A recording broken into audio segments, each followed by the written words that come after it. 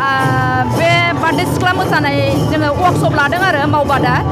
बेखौ 2 तारिखनिफ्राय खुंनाय जादों 2 तारिख जुलाइनिफ्राय दिनै जोबथा बेवहाय जोङो बे गथ'फोरखौ मोसानायखौ मोसाग्लांनाय बागुरुम्बा दावस्रि देलाय बारदै सिख्ला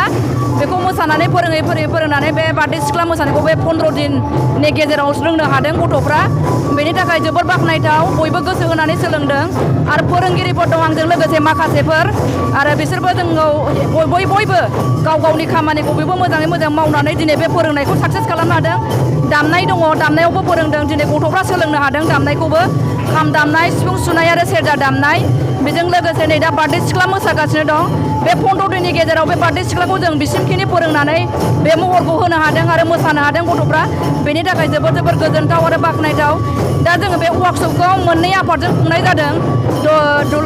दख'रा दुलाराय बर' हारिमु आफाद आरो बेजों लोगोसे बड'लेण्ड कालचारेल सेन्टार बेजों लोगो नांनानै बे वर्कशपखौ 15 दिननि थाखाय बानायनाय जादों दा बेनि थाखाय दिनै जोंहा बे साक्सेसआ जादों दा बेवहाय जोंहा माननि आलासि फैदों लरेन्स इस्लारि सार बे मावबादा जोबनायाव आलासि महरै जों बेखौ लेंहरनानै लाबोनो हादों दा सारा फैनानै जोंनि माखासे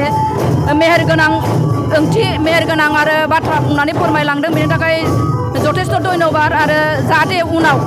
जोंनि माखासे फोरोंनायजों बे रामफलबिल बड'लेण्ड कालचार सेन्टार आरो दख'रा दुलाराय बर' हारिमु आफादा जाहाथे साबसिननिफ्राय हामसिन खालामलांनो हायो आरो साफ्रोमबो बयबो बर' फिसाफ्रा सोलोंनांगौ दङ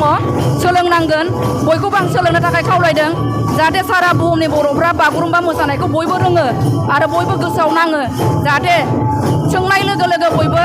बागुरुम्बा मोसानाया ओरै होननानै बुंबानो खोन्थानो हानाय जायो आं बेखौनो बुंनानै